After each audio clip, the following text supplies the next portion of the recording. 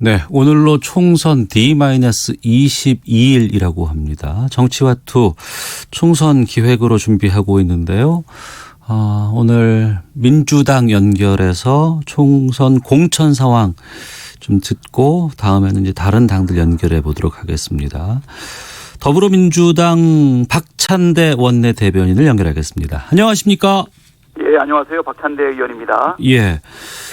지역구 공천 다 끝났죠? 예, 그렇습니다. 예. 민주당은 시스템 공천을 표방했었는데 이번 공천 더불어민주당 어떻게 자평하시겠습니까? 네.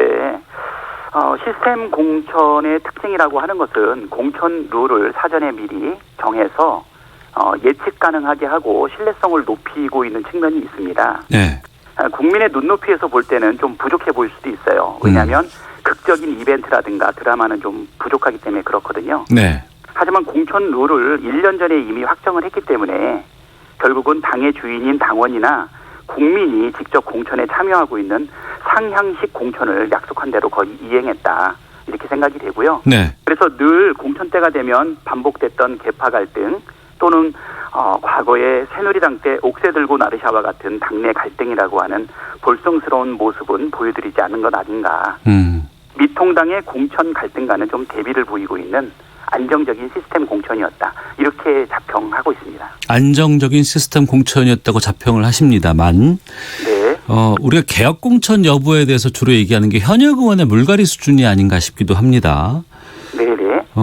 미래통합당이 45% 물갈이 비중이었지만 더불어민주당은 28%밖에 안 된다고 하는데 좀 부족하지 않나 싶거든요.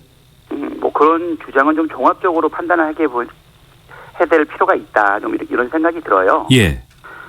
지금 뭐 현역 의원 중 129명 중에서 37명 정도가 불출마나 컷오프가 됐던 것이죠. 네. 네네. 그러다 보니까는 뭐 한 28%, 29% 정도 나왔기 때문에 단순한 숫자로 비교했을 때 미래통합당의 45%보다 부족한 것 아닌가. 네. 이렇게 생각이 되는데 결국 우리가 선거를 하고 또 선거에 임할 공천은 국민의 마음을 얻을 수 있는 사람들을 합리적으로 그리고 또 예측 가능하게 공천하는 것 아닌가 이런 생각이 들거든요. 네. 지금 미통당 같은 경우에는 45%라고 하는 높은 숫자의 교체율이 있기는 했지만 내용을 한번 분석해 보게 되면 결국 미통당은 탄핵으로 인한 갈등을 극복하지 못했어요.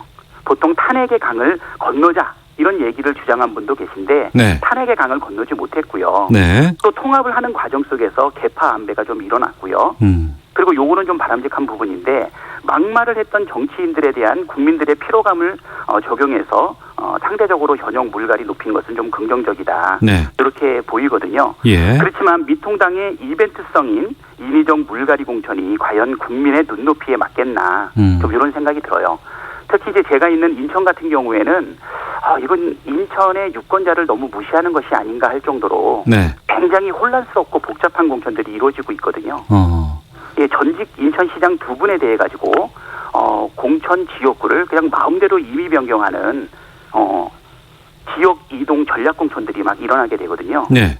예, 유종복 전 시장이라든가 안상수 전 시장 같은 경우에는 본인이 희망하고 있는 지역구 또는 자기가 출마하고자 하는 지역구하고 전혀 관계없이 이쪽 저쪽으로 그때 당의 명령에 따라서 보내고 있는 그런 상황이거든요. 예. 예, 그리고 또 우리 연수구 같은 경우에도 여러 번 경선을 통해 가지고 확정됐던 후보가 뭐 갑작스럽게 공천이 번복이 된다든가 그리고 오랫동안 당협위원장으로 활동했던 정치인을 갑자기 낙하산으로 내린다든가 하는 이런 부분들이 발생하게 되는데 네. 이것은 결국은 유권자한테 참신한 인물 그리고 개혁 공천을 통해 가지고 국민의 마음을 담아서 국회의원으로 뽑고자 하는 이러한 것들이 잘 보여주지 못한 것이 아닌가 좀 이런 생각이 들고요. 네. 결국 인천 시민을 무시한 막장 공천이라고 하는 비난들이 인천 시민한테서 많이 나오고 있다.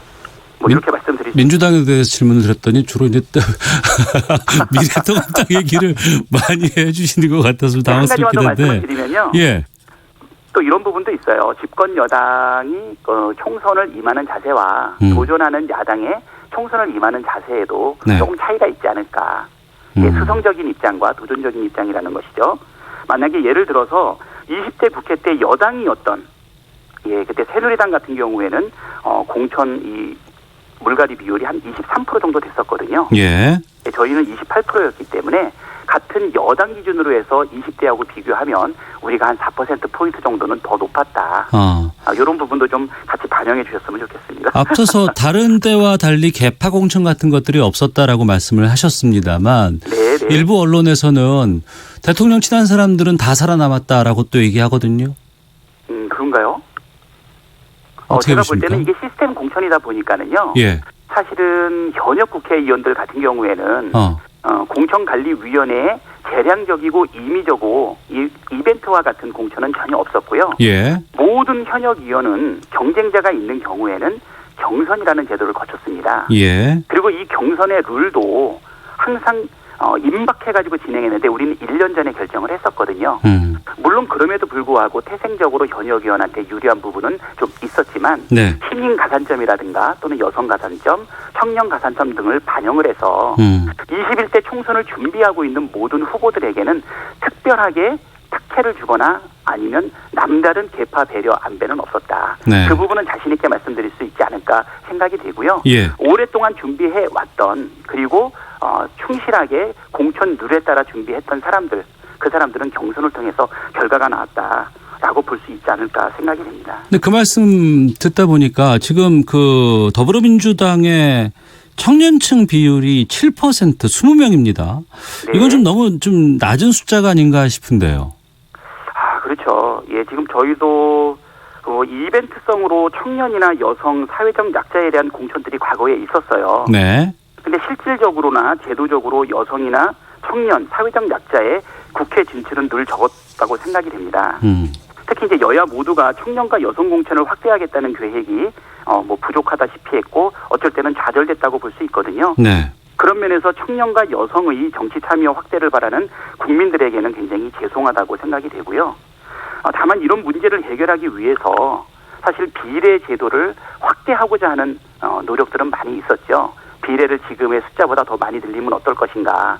이런 부분이 있었어요. 연동형 비례제도도 도입이 되게 되고 네. 4+1을 통한 또 여러 가지 선거법 개혁도 이루어지게 됐는데 여야 간에 여러 가지 이유로 인해 가지고 이거를 제도적으로 만들지 못했다는 점, 이 부분이 좀 많이 아쉽고요. 민주당 입장에서는 조금 아이러니한 결과가 결국은 연동형 비례와 관련되어서 선의로 이 법안을 냈는데 네. 위성정당 또 가짜정당이라고 우리가 많이 비판했던 어떤 꼼수에 의해서 선의가 좌절되고 이 좌절된 부분에 대해 가지고 저희는 내려놨던 기득권, 그러니까 한 7석 정도 예상을 했던 그 기득권을 내려놓은 기득권을 그대로 유지하다 보니까 네. 우리 더불어민주당한테는 오히려 비례대표를 통해서 나갈 수 있는 약자들, 여성들, 청년들에 대한 기회가 더 제공되지 못한 부분에 대해서는 참으로 좀 안타깝게 생각이 됩니다. 그 비례 이야기로 넘어가 보겠습니다. 그러면은요. 더불어민주당은 더불어시민당 쪽으로 비례대표들을 보냈습니다. 네. 그리고 어젯밤에 더불어시민당의 비례대표 후보 명단이 나왔거든요. 네네. 이 비례 후보 명단 전반적으로 어떻게 보시는지도 좀 듣겠습니다. 비례대표 명단 전반에 대해 가지고는 저희는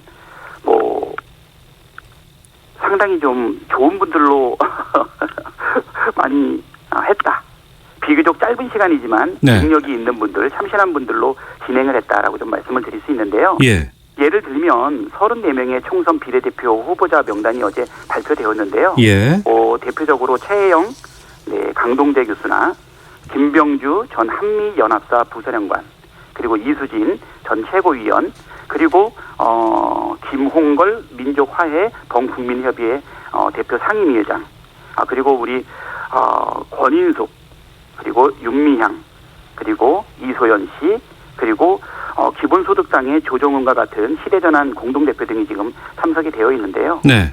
그래도 이 정도면은 국민들 눈높이에 얼마나 만족스러울지는 모르겠지만은 합리적이고 능력 있는 분들로 공천되지 않았나 조심스럽게 자평해 봅니다. 그 최혜영 후보가 그 더불어민주당의 영입인지 1호였잖아요. 네, 그렇습니다. 이번에 그럼 더불어시민당에서 몇 번을 받았습니까? 11번입니까? 11번 받은 것으로 알고 있습니다. 그러니까 비례를 이제 그 후순위로 배치를 하면서 7명 정도로 판단을 하신다고 하셨지 않습니까? 네, 네. 이 7명이 다 글쎄요. 출마 이후에 당선이 될 거라고 전망하세요? 그거 확정하기는 어려울 텐데. 네. 예, 우리 정치 상황이나 결과에 대한 불확실성 그리고 변동성이 워낙 높다 보니까. 네. 지금은 우리가 지금의 지지도라든가 약간의 예측치를 반영을 해서 한 17명 정도가 시민당에서 발생하지 않겠나. 네. 그렇게 생각을 하다 보니까 우리가 7명의 과거의 예측치에 해당되는 부분을 후순위로 배치하는 요 약속을 지키기 위해서 11번부터 7명을 배치한 것으로 저희가 알고 있거든요. 예. 네, 한 17명 정도가 만약에 더불어 시민당을 통해 가지고 비례대표가 확정이 된다면 후순위로 배치한 이분들이 아마 원내로 들어올 수 있게 될 것이고요. 네. 그거에 미달한다라고 하게 되면 예, 아무래도 조금 몇 사람은 줄 수 있지 않을까 이렇게 생각이 됩니다. 예. 현역 의원들의 더불어시민당 파견 문제도 좀 남아 있는 것 같은데 정해졌습니까? 아직 정해져 있지는 않은 것으로 알고 있고요. 예. 지금 현재 자발적으로 옮기겠다고 공식한 의원은 이종걸 의원하고 예. 정은혜 비례의원이거든요. 네. 뭐 그 외에도 이제 몇몇 뭐 이훈, 신창현, 이규희 뭐 등등 의원님들에 대해서 고민을 하고 있는 것으로 지금 언론 보도는 나오고 있는데요. 네. 아직은 확정된 부분이 없기 때문에 좀 지켜볼 필요는 있다. 시간은 많지 않기 때문에 네. 한 오늘이나 내일 정도 되면 가시화되지 않을까 이렇게 생각이 됩니다. 대체로 몇 명 정도가 이동할 것으로 전망하세요? 글쎄요. 뭐 앞번호를 받기 위해서는 좀 많은 사람들이 가는 것이 좋겠다라는 의견도 있는데. 만약에 앞번호를 받기 위해서는 결과적으로 말씀드리면 많은 분이 가게 되면 이제 앞쪽 번호를 받게 되는 결과는 나올 수 있겠죠. 그렇지만 지금 현재로서는 네. 몇 분 정도 갈 건지는 뭐 정확하게 예측하기는 어려울 것 같고요. 네. 지금 언급됐던 분들이 만약에 혹시 다 옮긴다라고 하면 한번 10명 정도 내외 아니면 그거보다 살짝 넘는 수준이 아닐까. 예. 네네. 알겠습니다. 더불어민주당 박찬대 원내대변인과 함께 총선 관련된 이야기 나누고 있는데요. 더불어시민당으로 이제 연합비례가 들어갔습니다만 지금 진보 쪽에 열린민주당이 또 비례정당이 또 하나가 있습니다. 네. 손혜원 의원과 정봉주 전 의원이 이끄는 열린민주당의 비례대표 후보 명단이 잠정 결정됐다는 보도들 나오고 있는데 이게 서로 이게 나눠지는 것이 아니냐라는 또 지적도 있는데 전반적으로 이 열린민주당의 비례 상황에 대해서는 어떻게 평가를 하십니까? 예. 일단 열린민주당은 우리 더불어민주당과는 직접적인 관계가 있지 않은 타당이기 때문에 네. 비례대표 후보에 대한 평가는 조금 부적절한 것은 아닌가. 네. 현재 분명한 것은 민주당과 열린민주당은 각각 별개의 정당이다. 이렇게 볼 수는 있는데요. 네. 다만 열린민주당에 계신 분들이 법여권 지지층의 표를 얻기 위해서 또는 자신의 선명성을 드러내기 위해서 문재인 대통령과의 인연 등을 내세우거나 네. 과거 이명박 박근혜 정부에서 활약한 색깔이 분명한 분들을 좀 영입한 것으로 지금 판단이 되거든요. 예. 네. 그러니까 이 최강욱 전 청와대 비서관이라든가 또 김의겸 전 대변인도 이 열린민주당에 이제 앞번호를 받고 있는 상황입니다. 네. 더불어시민당과 열린민주당 간에 좀 의석수에 대한 경쟁이 좀 나오지 않을까 싶은데. 예, 그것은 그런 것 같습니다. 지금 민주당의 과거의 지지자들이 사실은 뭐 교차 투표를 했던 경향들이 좀 있었던 것 같아요. 네. 지역구에서는 민주당 후보를 찍어주고 그리고 정당 투표에서는 일부 진보 정당에다가 찍어주는 사례들이 있었거든요. 예.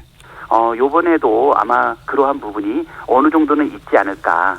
다만 이제 진보 정당, 민주정당의 선택은 어떻게 할 것인지 네. 민주당 지지자들 중에 일부 움직임이 있다 보면 그러면 더불어시민당과 열린민주당 사이에 정당 지지가 좀 갈릴 수 있는 부분은 좀 예측은 되는 것 같아요. 그 정당 면면의 성격은 비슷한 것 같은데 색깔은 분명히 다른 것 같아요. 그러니까 좀 더 명확한 색깔을 보여주기 위해서 열린민주당이 아마 비례대표 선정 과정에서 좀 반영되지 않았나. 그러면 생각이 듭니다. 총선이 치러지고 난 이후에 열린민주당과 더불어민주당의 관계는 어떻게 되는 겁니까? 지금 현재는 뭐 합당이라든가 복당이라든가 뭐 이런 부분에 대해 가지고는 네. 민주당의 공식적인 의견이라든가 지도부의 의견으로는 그것은 아니다라고 답변을 하고 있습니다. 네. 그러니까 윤호중 사무총장은 연구 제명 그러니까 뭐 탈당을 했거나 아니면 경선에서 불복하거나 나간 사람들에 대해서 영구 제명한다 뭐 이런 얘기도 있고 이해찬 대표는 복당은 안 되지만 연합은 가능하다라는 상황도 있는데 네. 지금 김의겸 청와대 대변인 같은 경우에는 본인이 불출마를 선언하고 지금 열린민주당으로 간 상황 아니겠습니까? 네네. 이런 경우가 어떻게 될까요? 굉장히 좀 뭐 난감한 질문일 수도 있는데요. 예. 저는 이제 윤호중 사무총장의 말대로 뭐 영구 제명, 그다음에 이해찬 대표 말대로 뭐 연합은 가능 이런 부분이 예. 하나의 라인상에 있는 것은 아니라고 보입니다. 예, 연합이라고 하는 부분은 이렇게 해석이 되거든요. 정책과 가치에 있어서는 사안별로 연합 가능하지 않을까요? 네. 네, 대신 당원 자격과 관련된 부분에 있어서는 엄격한 기준을 보여줬다고 보이고요. 또 엊그저께 강훈식 수석 대변인은 뭐라고 얘기했냐면 민주당은 현재 정의당 등 소수 정당과 연대는 열어두고 있다. 네. 하지만 열린민주당으로 그 대상은 아니다라는 입장을 좀 보이고 있기 때문에 네. 이런 것들은 사실은 조금씩 다양한 의견들이 좀 반영되어 있지 않나. 아무래도 대변인의 말을 통해서 공식한 입장은 열린민주당은 대상은 아니다라고 하는 입장이 있는데요. 네. 이것은 당과 당이 전체가 하나로 연대되거나 무조건적으로 연대되거나 이런 것을 의미하는 것은 아닌 것 같습니다. 알겠습니다. 국가를 위해서 국익을 위해서라면 우리가 미래통합당하고도 필요하면 연정하고 필요하면 협치해야 되는 상황이기 때문에 네. 딱 잘라서 얘기하기는 좀 어려운 부분이 아닌가 이런 생각이 듭니다. 마지막으로 코로나19 관련해서 좀 질문 드리겠습니다. 정치권이라든가 아니면은 민주당 출신의 일부 지사들 중심으로 재난기본소득에 대한 얘기들이 많이 나오고 있습니다. 오늘 경기도는 뭐 도민들에게 10만 원씩 지급한다는 발표까지 나오곤 있는데 이 재난기본소득 도입에 대해서 민주당은 어떤 입장인지 좀 궁금하네요. 우리 민주당 입장에서는 좀 긍정적으로 검토할 필요가 있다. 네. 그리고 국민들의 동의 그리고 국민들의 컨센서스를 확인할 필요가 있다라고 하는 좀 더 긍정적이고 적극적인 입장인 것으로 알고 있습니다. 긍정적인 입장이라고 말씀하시네요. 네네. 알겠습니다. 오늘 말씀 여기까지 듣도록 하겠습니다. 예. 시간이 다 됐나요? 예. 좀 더 나눌 말씀이 있는데. 예. 뭐 짧게 들을까요? 뭐가 있을까요? 어떤 거 하실 말씀 있으시겠습니까? 우리 기본소득과 관련해가지고는. 예. 지금 우리가 겉으로는 우리 코로나와 관련된 우리 감염병과 싸우고 있지만. 예. 실질적으로 그 뒤에 더 큰 싸움은 각 경제 주체들이 겪고 있는 이 고통, 경기 침체, 잘못하면 경제 시스템에 회복하기 어려운 큰 위기가 올 수 있는 부분이 있거든요. 네. 그래서 이것은 단순하게 자유한국당이 얘기하는 긴급 구호 자금은 아니고요.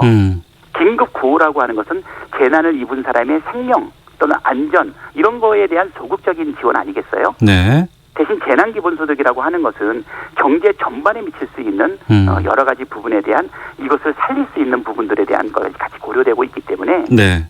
긴급 구호자금의 소극적인 개념 또는 선별적인 지원에 비해서 재난기본소득을 통해서 우리 전염병 이거 구제와 네. 그리고 경제 활성화의 두 가지 토끼를 한꺼번에 우리가 추구해야 되지 않는가. 알겠습니다. 이렇게 생각이 됩니다. 예, 지금까지 더불어민주당 박찬대 원내대변인과 함께했습니다. 말씀 고맙습니다.